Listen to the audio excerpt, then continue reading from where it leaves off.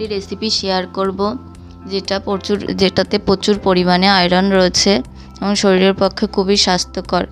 তার জন্য একটা কড়াইতে মোচাগুলোকে এইভাবে কেটে পরিমাণ মতো জল দেব, পরিমাণ মতো হলুদ আর নুন দিয়ে ঢাকা দিয়ে দেব মোচাগুলো সেদ্ধ করার জন্যে।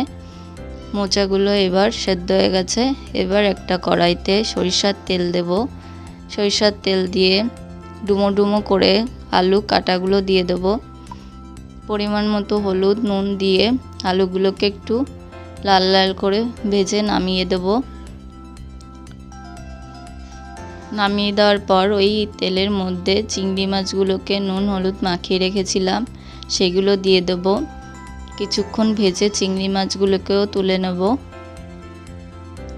এইবার মোচাতে যে মশলাটা দেব সেটার একটা মিশ্রণ তৈরি করব, যেমন আদা বাটা, জিরে বাটা, ধনের গুঁড়ো, লঙ্কার গুঁড়ো, এগুলো দিয়ে অল্প জল দিয়ে ভালোভাবে মিশ্রণটা তৈরি করব।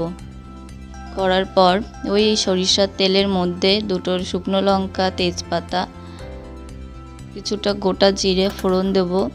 ফোড়নগুলোকে একটু ভেজে তারপর যে মশলার মিশ্রণটা করেছিলাম সেটা দিয়ে দেব। মশলাগুলোকে একটু হালকা কষিয়ে নেব। কষিয়ে নেওয়ার পর মশলা থেকে যখন তেল ছেড়ে যাবে তখন সিদ্ধ করা মোচাটা দিয়ে দেব। দিয়ে ভাজা চিংড়ি মাছ আর ভাজা আলুগুলো সাথে দিয়ে দেব। দিয়ে দেওয়ার পর একটু নাড়িয়ে দেব।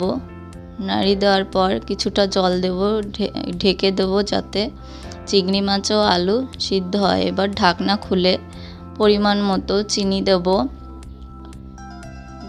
তারপর একটু নাড়াবো। গরম মশলার বাটা দেব পরিমাণ মতো।